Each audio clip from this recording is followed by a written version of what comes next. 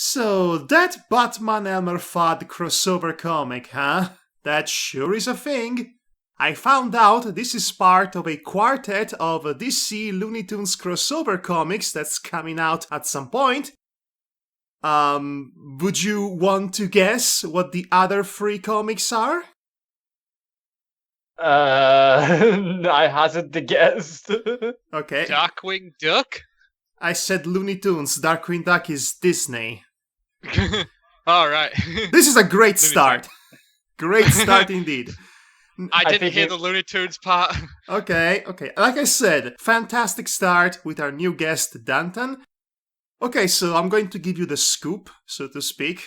Like I said, one of them is Batman and Elmer Fudd. And it's titled Batman vs. Elmer Fudd, so they are actually fighting each other. That's a thing. And then there is Jonah Hex versus Yosemite Sam. Well, that makes sense, because they're both from Texas. You know what doesn't make sense? Lobo versus Wile E. Coyote. What? What? Yeah. Yep. Wait, are they both trying to catch the Roadrunner at the same time? The cover suggested so, but it's versus, so I don't know. And the last one, which is probably the only one that works on paper. What? The Martian Manhunter versus, you finish it? Marvin the Martian? Yep-a-doodle. The only one that makes sense. Kind of does, yes. So, okay. Well, that's mind-blowingly awesome and weird at the same time. Apparently they did a crossover between DC and Hanna-Barbera at some point last year. Maybe?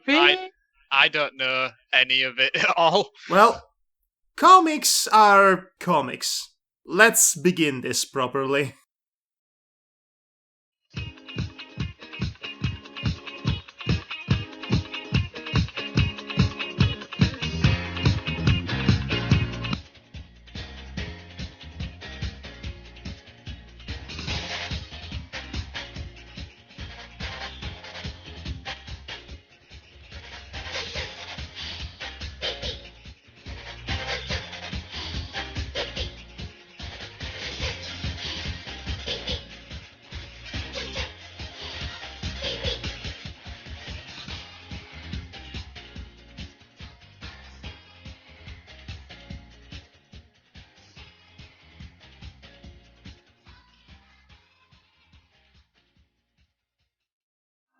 Hello everyone, welcome back to the Team Yume podcast, starring Devar Arkabaron. Hello.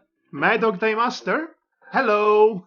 And we have a special guest tonight, Dantan Stormkeeper, I want to say? Yes, it's Dantan Stormkeeper. Yes, I got it right at the first try. Go me. Dantan is... Hello, everybody. Yeah, Dantan here, he is Devar's twin brother, and up until recently that was his only noticeable feature. But now I discovered that he is an actual person that exists, and he's a funny guy, so Dantan, say something funny about yourself. I'm a guy. Like I said, funny guy. So, curiously enough, today's episode is being recorded on March the 8th, 2017. The podcast itself will go on a couple of days from now, but regardless, happy International Women's Day, everybody. And Happy International Women's Day! Happy Women's Day. I kind of wish Shannon was here with us. This would make more sense. Yes. But I could always dress up as a woman for this occasion. we're all pretty open-minded, gender-fluid guys anyway, are we not? Oh, Yes. I know I am. No. Anyway, so, like I said, International Women's Day. I do have opinions about this day, but I won't voice them because I don't think I have the right to, in quotation marks, but I did see a lot of pandering on social media, so that's all I'm going to say.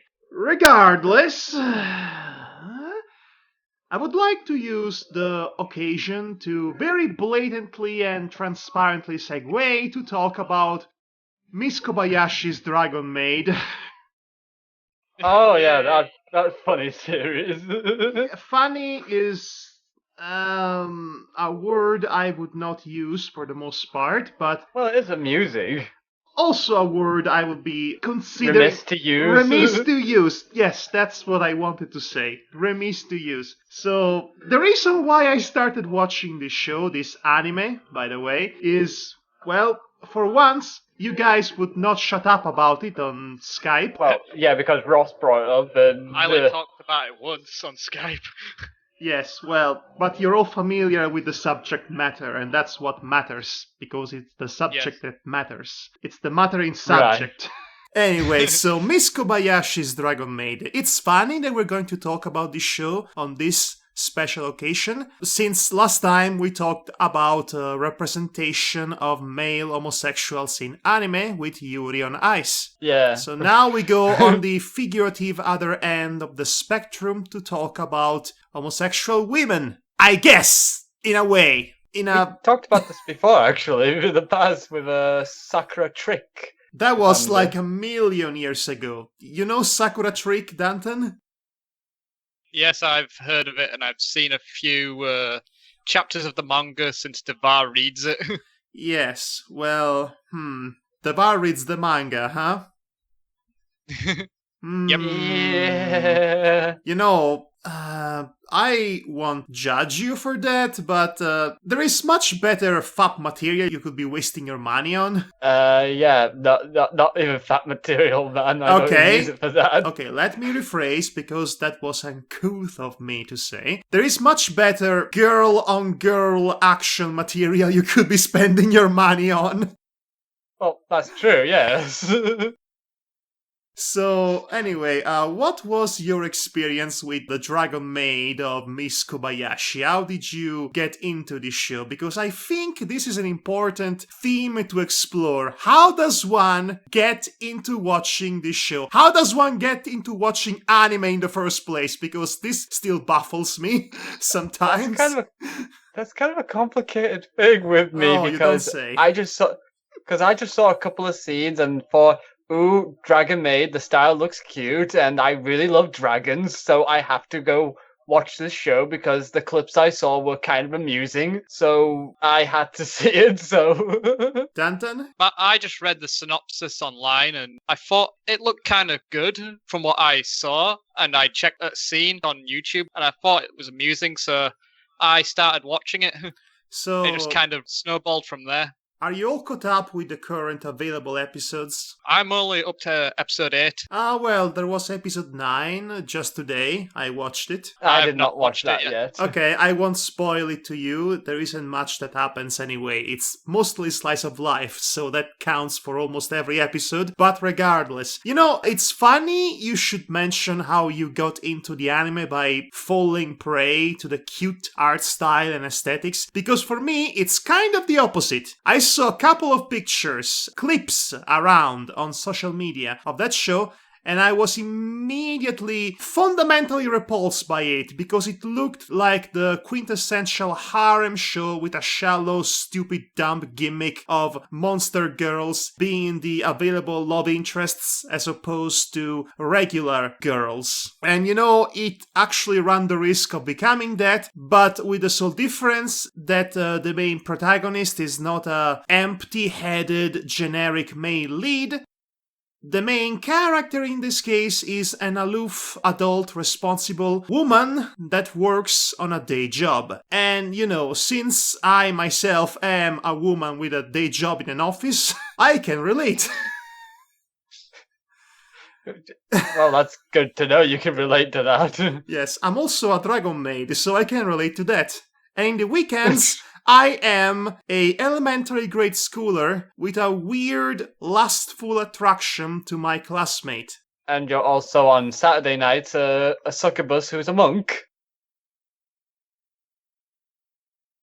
Oh, that's during our D&D campaign. Yeah, I was a bit blanking there. As I hinted very subtly, this show has its moments, but it also has its moments. You know what I'm saying?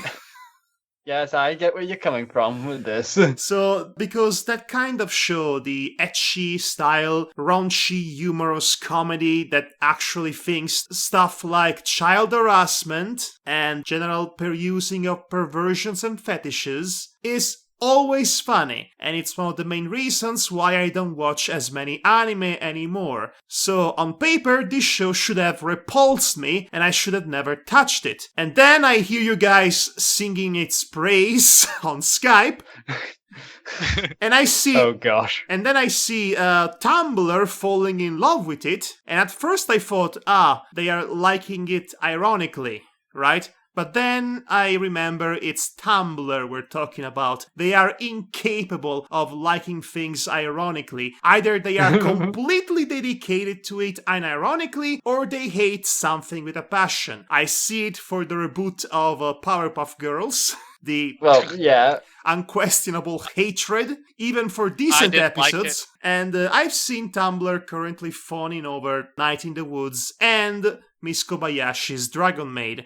And of course, I was there for the entire Undertale debacle. I avoided that debacle. I had a frog in my throat the second I finished that sentence. It's just a very simple show that just has some amusing moments, cute characters, designs, and, just something I can get behind because, it has dragons involved, and I have a love for dragons to a degree. I like to say I love the show, but there are some problems with it, but I feel that it's good enough that it's not doing any harm to anyone. Okay, so there are two shows that I'm watching right now in the current climate of the anime season, that is the current one, currently. Yeah. One of them, as I said, is Miss Kobayashi's Dragon Maid. The other one is the saga of Tanya the Evil, which is another show that on paper should not work in the slightest because it's such a fundamental clash of various tones and themes, but it is somehow very addictive. And that discussion will have to wait, because I promised to review this with Ross. Okay, so Miss Kobayashi.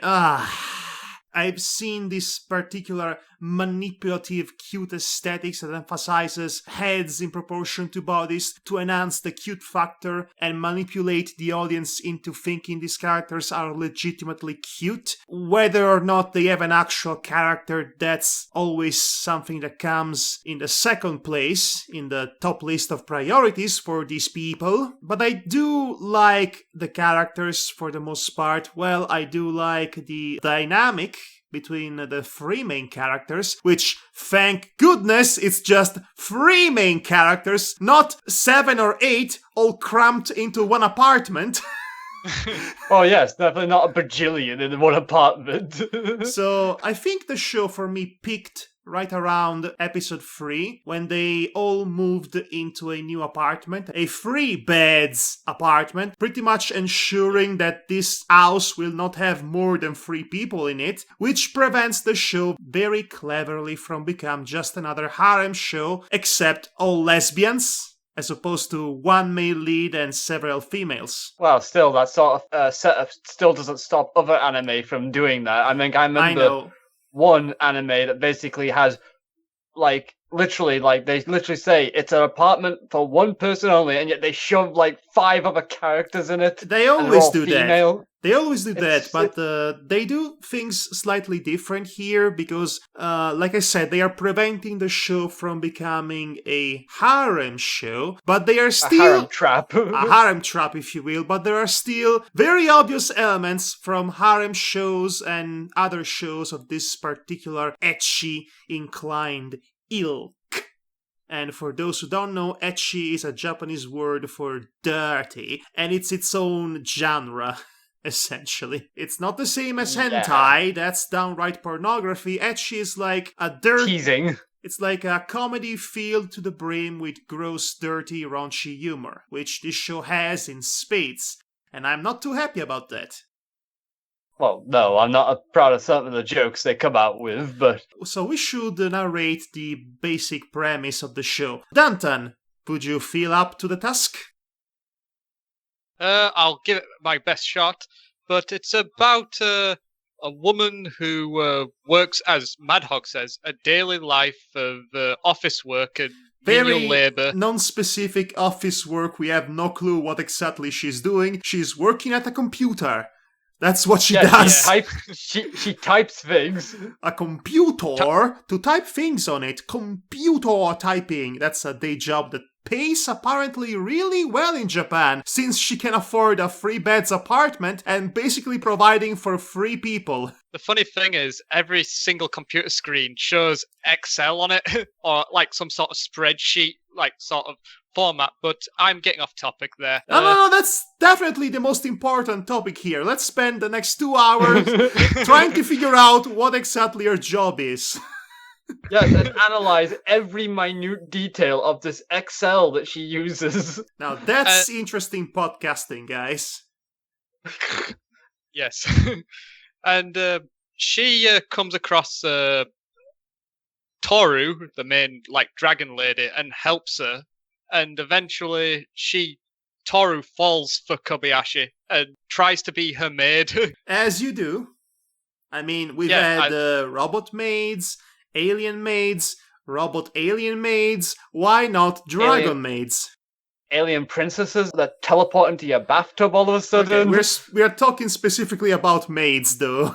Now, something curious about the main character, because she's a bit of an otaku herself. She's a big otaku, obsessed with maids specifically.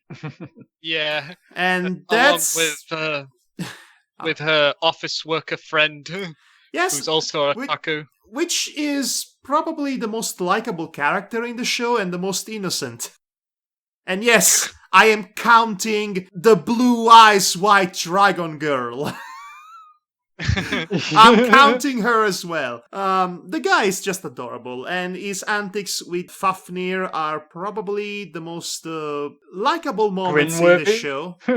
Likable moments in the show, and they're also sadly the least featured because the focus has to be the 3 leads. But anyway, it should be pointed out that when Kobayashi met Toru for the first time, she had apparently a big sword impaled in her. She was in her giant Akira Toriyama dragon form. Clearly a stylistic homage to Toriyama there, very obviously. And she was also very, very drunk. In her drunken stupor, she somehow managed to save the dragon's life. And she said to her, you should be a maid. Yick! And then the next day, she comes to her and, I'm gonna be your maid. And I'm gonna be your lover. And I'm gonna be Italian for some reason right now. Well, you are Italian, you're just selling your Italian accent worse. I really shouldn't do that. I will definitely be your maid. Definitely, huh? Yes, definitely. You have been listening to our reading of my terrible fanfiction, have you not? It's kind of hard not to when Devar speaks of you about it. Oh, so he speaks of me, huh? I mean that I hear it from him, from the video. You've just signed your own doom sentence, by the way. One of these days, we will have to have you on board with one of those. Okay, so this is a minor gripe that I have with the show. And believe me, there is far worse to discuss about it. One of the running gags is the very, very unsubtle, openly lesbian dragon maid, which is named Toru, as you pointed out, trying to have Kobayashi eat her tail. Yeah, that was one of the running gags I'm not too fond of myself. Again, the metaphor is fairly obvious. I would not need to explain it. It's a pretty self-explanatory metaphor. But since the character herself is very much openly wanting to have sex with her, that makes the metaphor kind of completely pointless and redundant, doesn't it? It's like the vampire's kiss is a metaphor for sex, but then you have vampires literally having sex, and that kills the metaphor. Yeah, I just took it as what the joke is that rather than being a dirty joke, it's more of a Toru is literally wanting to give everything of her being to Kobayashi. So that's all I took it as. So it's a weak gag, and it's an even weaker metaphor. That's the point I was making. But that's the least of the problems the show has, because, like I said, the show has moments, but it also has moments. You know? Yes. Highs and lows.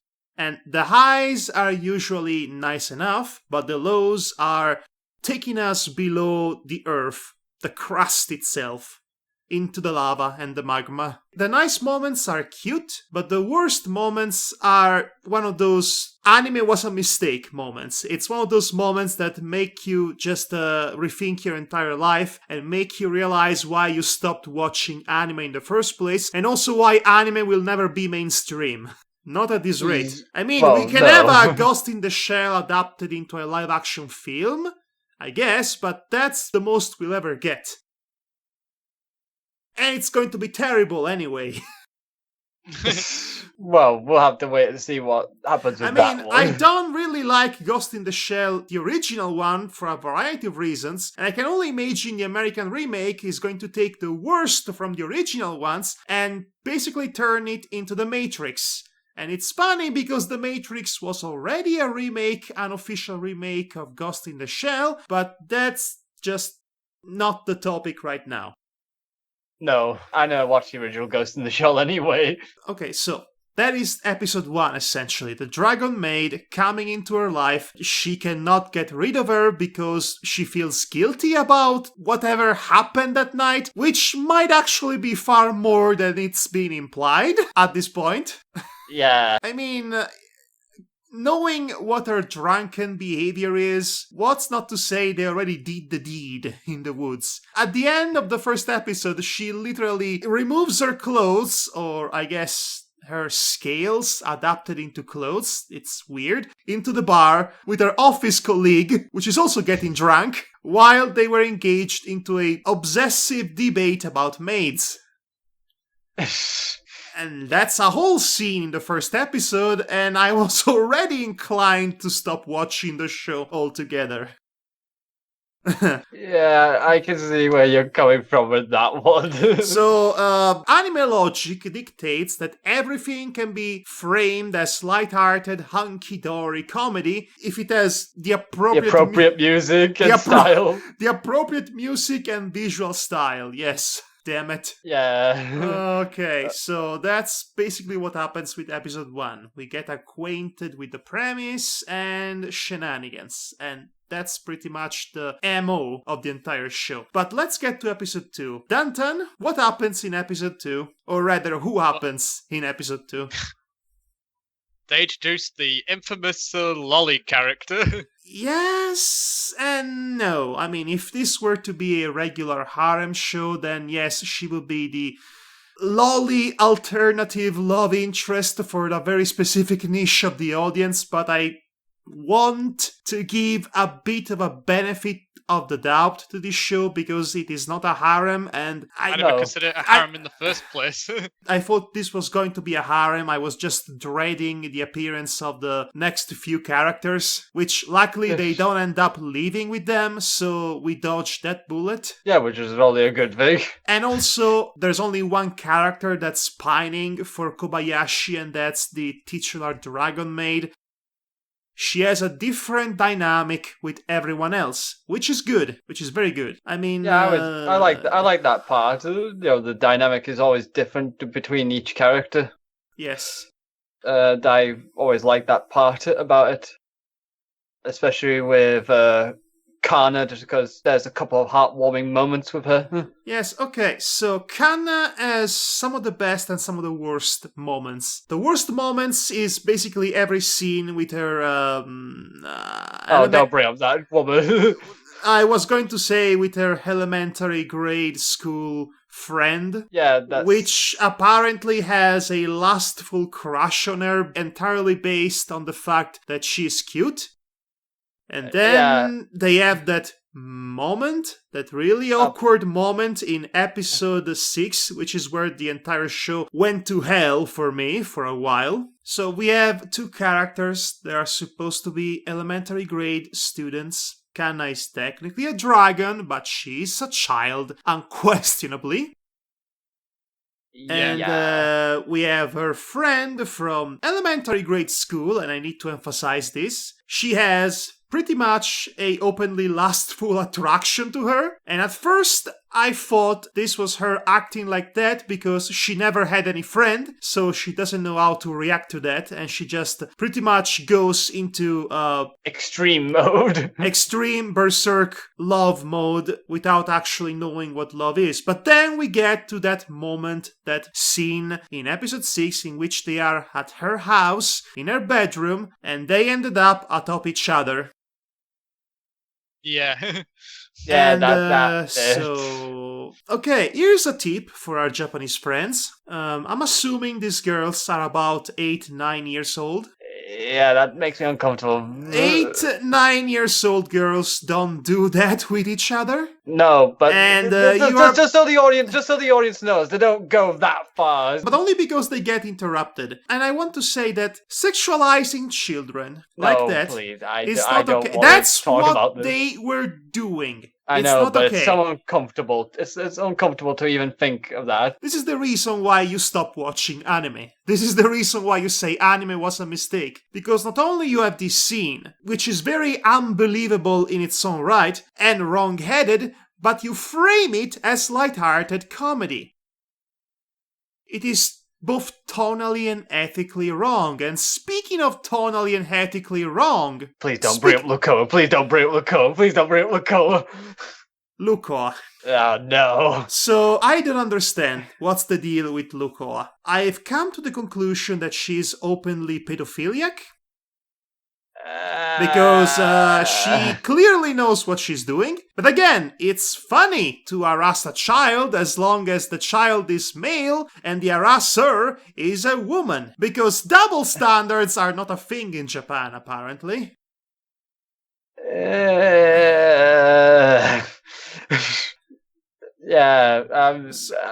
What is even the deal with that? The child is a mage from a mage family that's very non-specific about any of that. The parents are never around, by the way. He has a summoning ritual and she decides sporadically, hey, I'm going to answer to the ritual even though it's not for me. I'm an ex-goddess, not a demon, and then I'm going to stick around with this child even though he clearly does not want me to stick around, and I'm going to try and do anything I can to ruin his perception of women forever so that he can grow up to be a woman-hating bastard. Because that's what's going to happen in the long run. Yeah.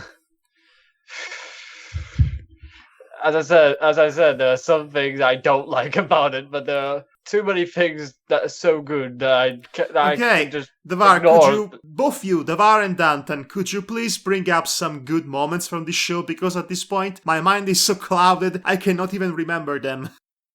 I liked the cooking contest between Toru and Kobayashi. Burgers are better. Yeah. Burgers are better. Apparently. Yeah.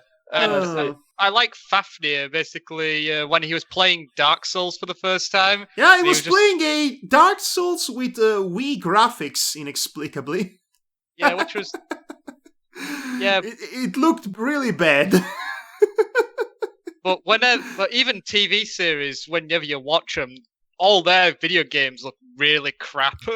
I know. It's a way to avoid a copyright lawsuit or whatnot. Yeah. There's also like another bit where they like pretend to play Mario Kart and they're just like moving with the steering, which I thought was both funny and kind of cute.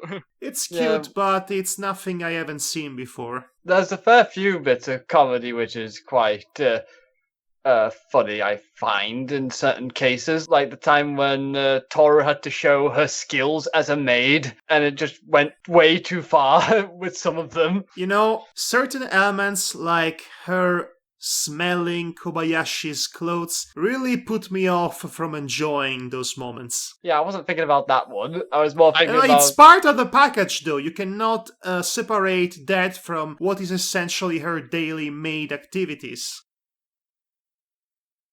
Yeah. Now, that and having her eat her tail. both literally and metaphorically. Yeah. But, I just don't think the show deserves that much of the executioner's guillotine, so to speak. Well, I am still watching it, am I not? I think there are a couple of scenes that won me over because they were both well done, well framed, and surprisingly subtle, and they were not comedy. Yeah, I can only assume one of them would be something to do with Kana. Actually, I think in both cases it has to do with Kobayashi and Toru basically exploring their standing in their own very weird and mostly one-sided relationship. Yeah. For example... You mean like when Kobayashi and her were talking about her parents, Toru's, about their differences in social standing, so to speak, in which Kobayashi says, I'd like to meet your parents, and then Toru says, I would too, but they'd probably kill you. No, because it was happening in the beach episode, and that episode can burn in hell. No, I was referring to that one time in which Kobayashi went unexpectedly real on Toru, which happened in, I believe it was episode 8, when the newest character was introduced, which was the obligatory... Elmer. Yes, the obligatory rival character for Toru. Ends up being a colleague at the daily office job, non-specific office job of Kobayashi, which baffles me. I thought you would have to have a resume or actual experience to do an office job of that caliber working at computers. And apparently you can just waltz in and get hired because you look cute and whatever. I have no idea what happened there.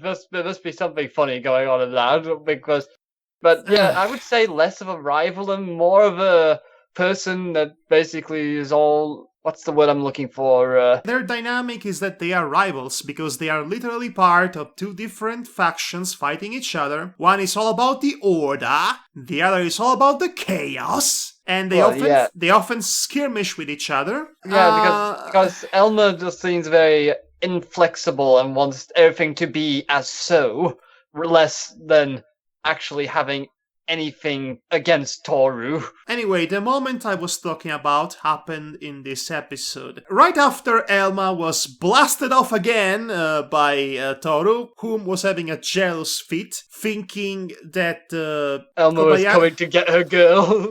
Okay, it's more complex than that, because she was not thinking that Kobayashi was cheating on her with her. She was thinking that Kobayashi liked to spend more time with her than with Toru herself. She felt she was being treated unfairly, especially since Kobayashi was aware of her feelings. Kobayashi answers by saying that she is not used to be wanted by others, and she has no idea how to act in this situation. It was a nice moment because it felt like a rare, real moment in which we see a bit more of the depth of the character of Kobayashi. It makes sense with her aloof personality and her mostly lacking social life prior to the visit of the original Dragon Maid.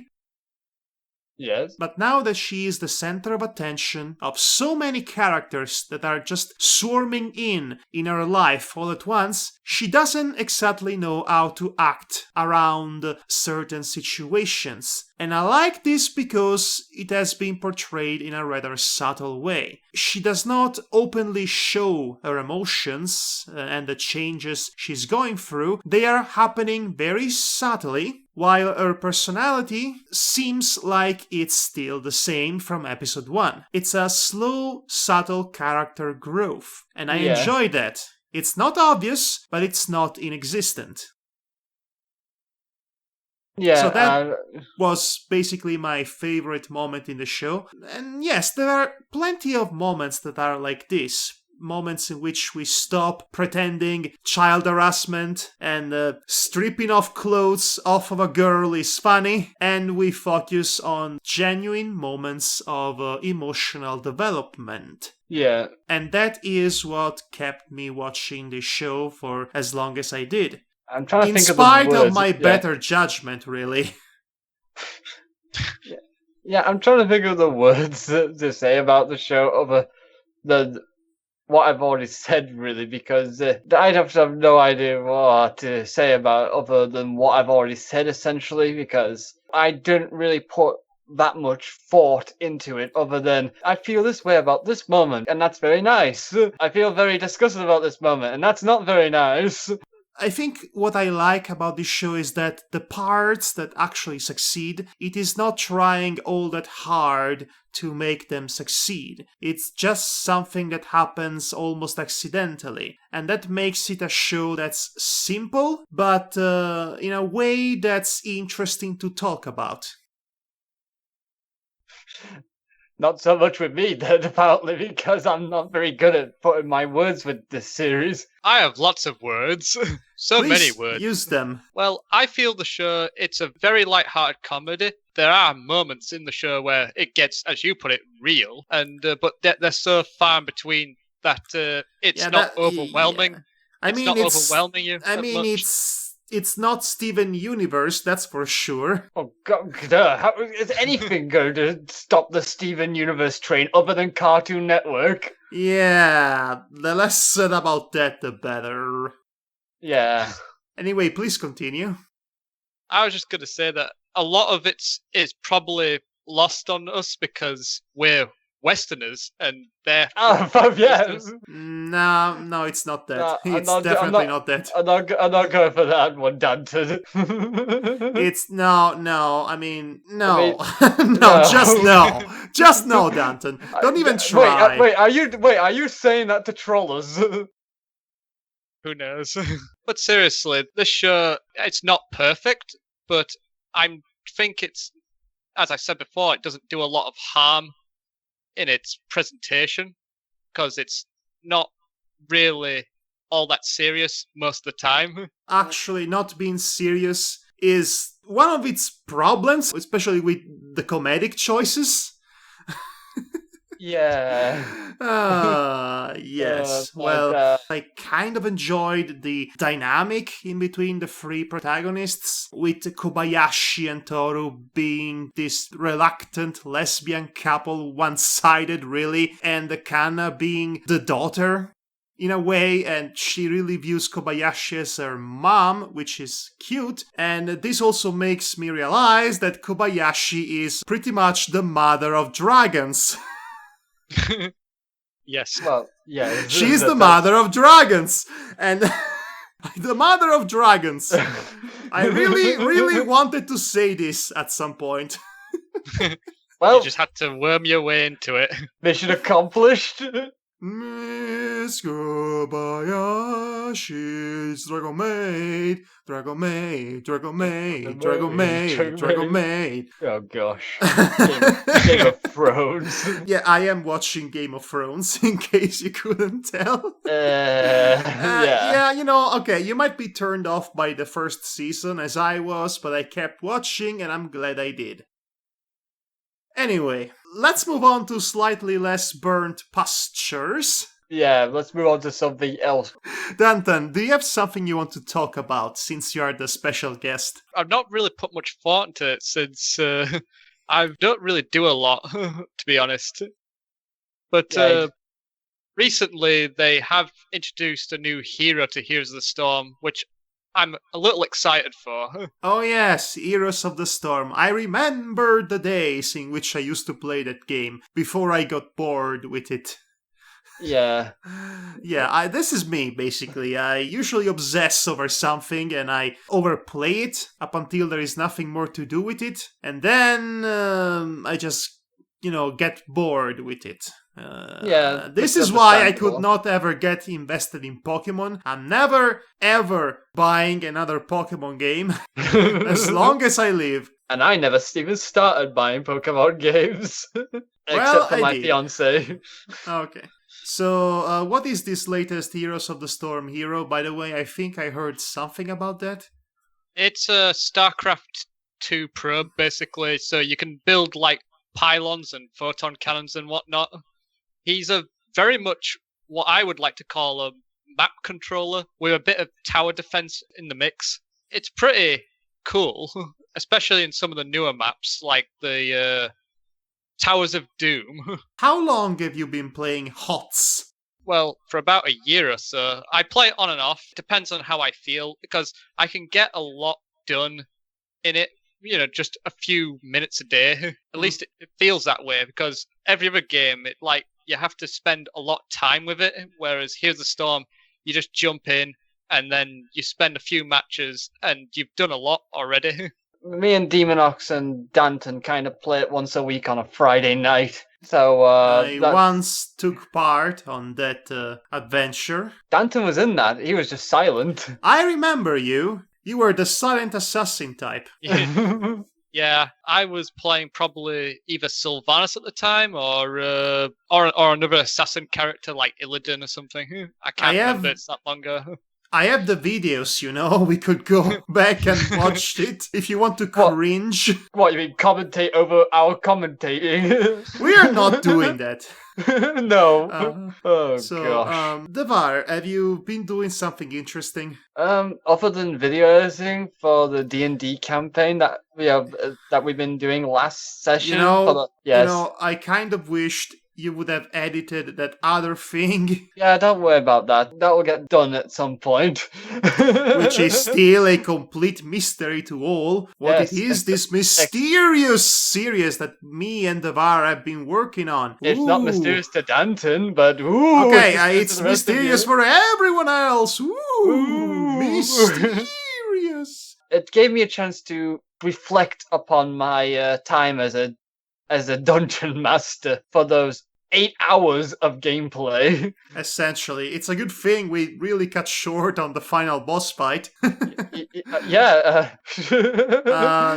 not divulge details about that, because people will watch the videos. Yeah, I know. I'm not going to divulge any details on that. But I will say that despite the fact I was kind of hoping that I could have thought of more things that could have made the experience much more dynamic.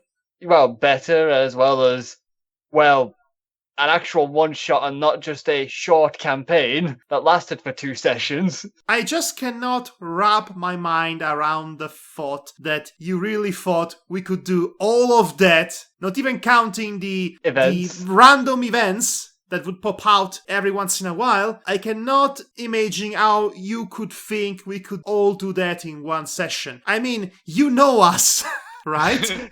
I know. You know us. If you throw in all those random events, we were about to not getting finished with this in 2 sessions. Yeah, Devar's pretty hopeful in that way of thinking of his. Oh, Devar, that's why you are a precious cinnamon roll. Well, I just, like I said to you all last time, basically I read it aloud to myself.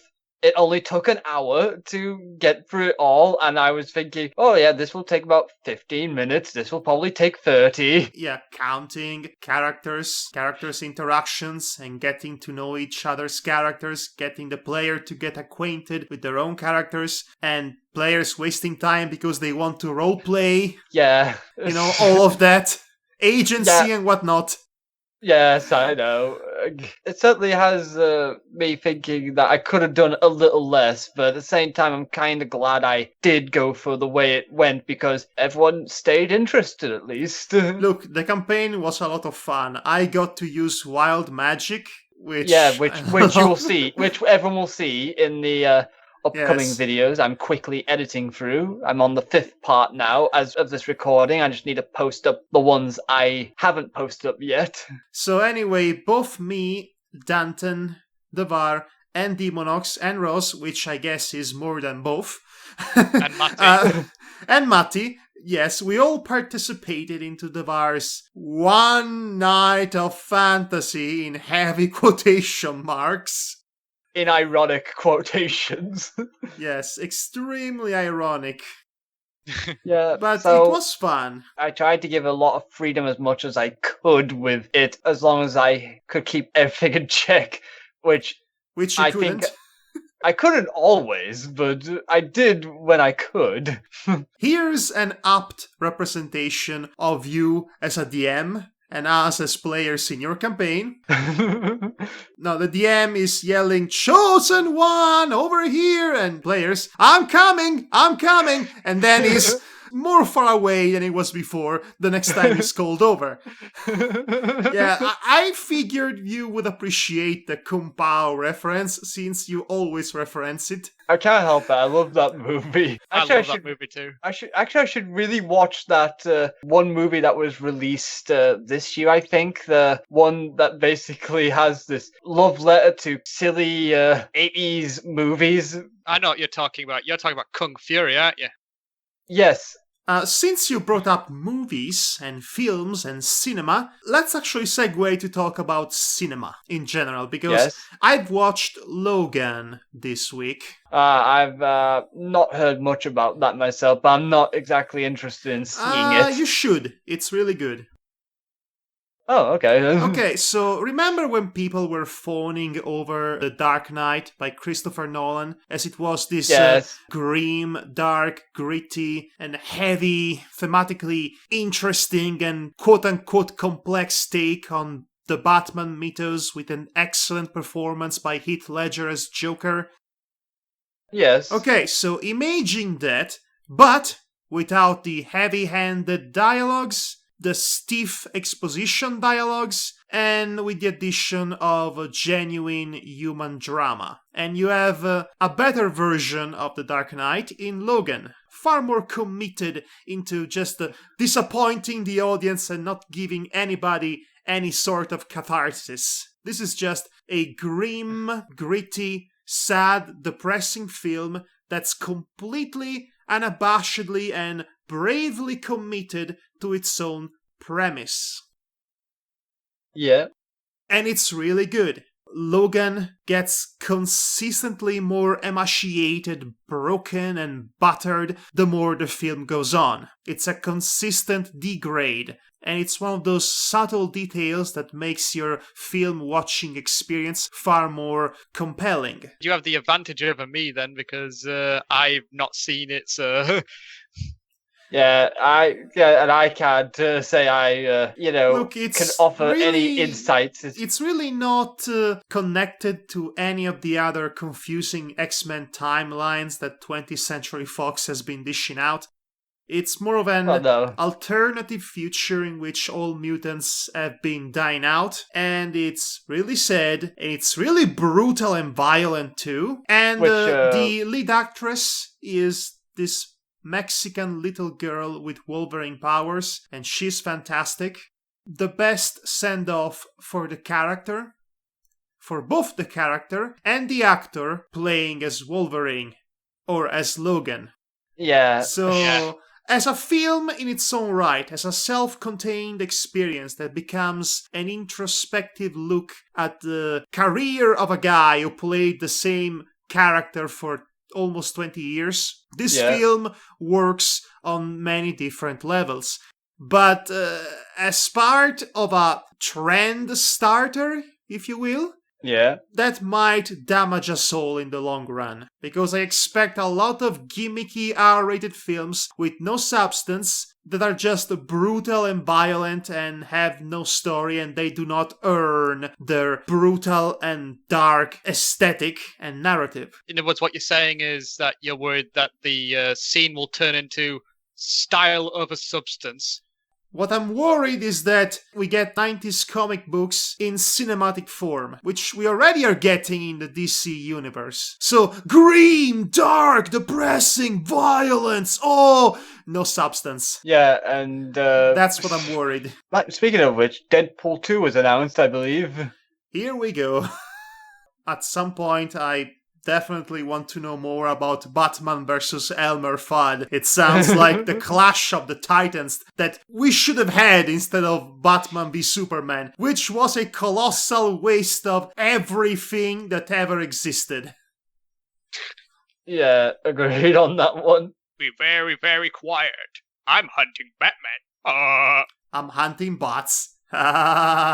I think I'm going to turn this into a running gag with our podcast. Well, bring up Elmer Fudd versus Batman. We need to know more about this. We need to talk about this. We need to keep the hype going up until it comes out, and then we can all forget about it. And then we can talk about it, and then forget about it. Yes. Straight like afterwards. Evelina. Yes. My Puan is great. Also great reference there. You know what, guys? Let's talk about wrestling. Because, oh gosh. to be honest, I wanted to talk about my life as a zucchini, but I want to wait for Shannon to come back to the podcast to talk about that film, because it's a discussion that we started last episode. Since there are no women around, even though this is the March the 8th podcast, let's talk about wrestling.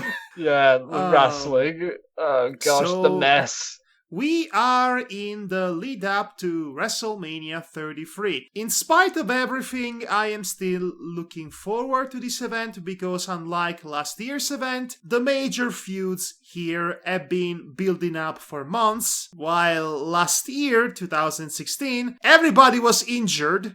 So they had to improvise a freaking feud between Shane and The Undertaker about a month before the event. Damn it.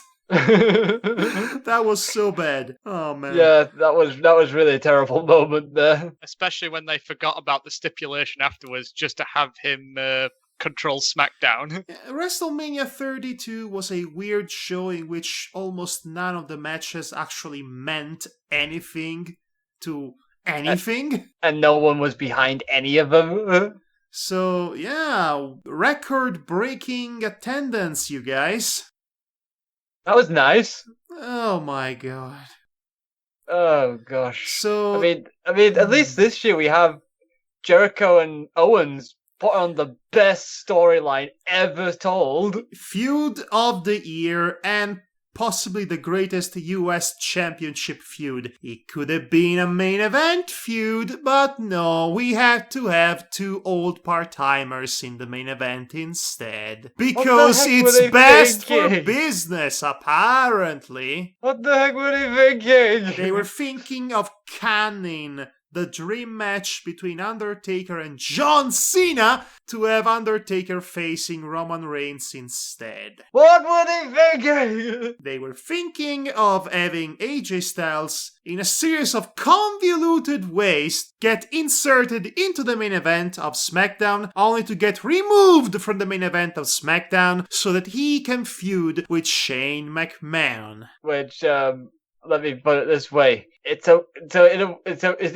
like a complete waste of time. The entire. Yes, totally agree with you. It's a complete waste of time. Would be the exact words I would use, including the incomprehensible ones, to describe my feelings at the moment. Because I'm so baffled by the entire thing. So, what was the point of the last couple of weeks with the screw-up finish to the Battle Royale?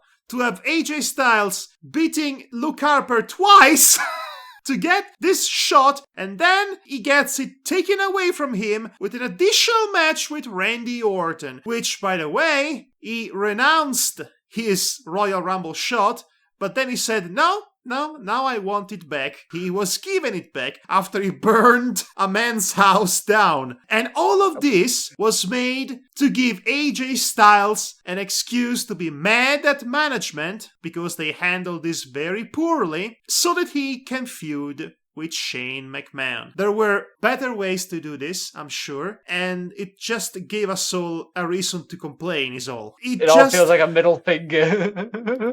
Yes, much like Roman Reigns winning, lol. It's a real shitstorm. Well, no. Last year was a shitstorm, honestly, and most of 2015 was a shitstorm. Ever since the brand split, the product, and as a consequence, the depth of the roster has become much better. Yes, there are still problems, but the situation is consistently improving in many fronts, and it has still the same problems in others. Yeah. Clearly. Oh boy. I mean, where did we start with all this? Because we just kind of threw everything into the pot and just stirred it without even thinking what we were putting in. You know, I would leave it there. It's not really finished yet, so yeah, probably best to leave it for now and see how it all pans out. Yes, yeah, but see how it all simmers, and we can all basically hang our heads in shame that we couldn't have like a US title and Universal Championship in one title match main event. honestly, this could have easily been the main event feud because both guys were excellent. They have been building this up so well and proficiently in the past 8 months. The Festival of Friendship is the single greatest Raw moment in 20 years. Yeah. And I am not exaggerating. Painting. Everybody was behind it, but management thinks, Kevin Owens in the main event. No. Nah, he's not Roman Reigns fabulous. He is not Goldberg, apparently. He is not a circus attraction or a part-timer. He's a guy who's there every single week, making the best out of any given situation that's given to him, looking strong even after he loses against Goldberg in 21 seconds. That's Kevin Owens in a nutshell. That speaks volumes about how good he is. He was over as a heel. He was over as a competitor. It had everything except the trust of management, apparently. Not for Wrestlemania, because he was serviceable for every other months leading up to Mania, but not for Mania itself. You know, we talked about wrestling for far too long in a podcast that's not our wrestling podcast. Yeah, true, actually. Most likely, casual listeners to this podcast will feel extremely lost if they do not follow wrestling to begin with, but I guess we had a bit to vent about, you know? Well, yeah, true, but it's like, but to be honest, I would like to apply that logic to all the other things we were talking about, like Logan, not everyone's a moviegoer, Kobayashi, not everyone's an anime fan. To be fair though, we all provided context for all those things we talked about. With wrestling, it was just a stream of consciousness with almost no context whatsoever. Okay. It was like a collection of angry tweets, in a way. Dantan. Yes? What? I wanted to hear your voice, your beautiful voice. It's reassuring and calming. Really? I don't really think my voice is that calming. I'm sorry, I was so calmed, I zoned out for a moment. Anyway, sometimes when you're upset, you just need to hear the voice of a friend to feel better. And we are friends, right? We are good friends. I would never stab you in the back. I would never give you as a gift a list that has your name on it. I would never crush your head on your own television screen. I would never diss your magnificent works of art that you bought specifically for me. Oh boy. But seriously, that painting was the best thing ever. It was amazing. It was just so good. That whole Festival of Friendship thing was so good. Painting was MVP. You know, the original ceiling painting from the Sistine Chapel. Sistine Chapel? Yes, yeah. The Sistine Chapel should definitely consider upgrading to that. I don't think... what was his name again? Michelangelo? I prefer to say Michelangelo, because if you say Michelangelo, you might confuse him with one of the Turtles. Teenage Mutant Ninja Turtles. Oh, the Teenage Mutant Ninja Turtles. I'm hunting turtles. Elmer Fudd's the next shredder. Okay, and with that said, I think we can successfully and unsuccessfully conclude yet another terrible podcast that we recorded. Yes, I think we can say goodnight to everybody. Actually, I'm surprised nobody thought of making a Yu-Gi-Oh! Joke about Kanna. Because, you know, it's a blue eyes white dragon! I must have it! Oops, I just did. Yes. God dang it. We nearly got through it, but you just had to open your mouth. You know, I said earlier on she was a blue eyes white dragon. Nobody took the bait, though. I was disappointed. Yeah, because I just decided not to. It was just too easy. You know what's really too easy? What? Yeah. Recording a podcast. Good night, everybody. Take care, all. I'm just kidding. It's the most difficult thing in the world. Don't do it. You will lose your sanity. Run for your life. Good night, everybody.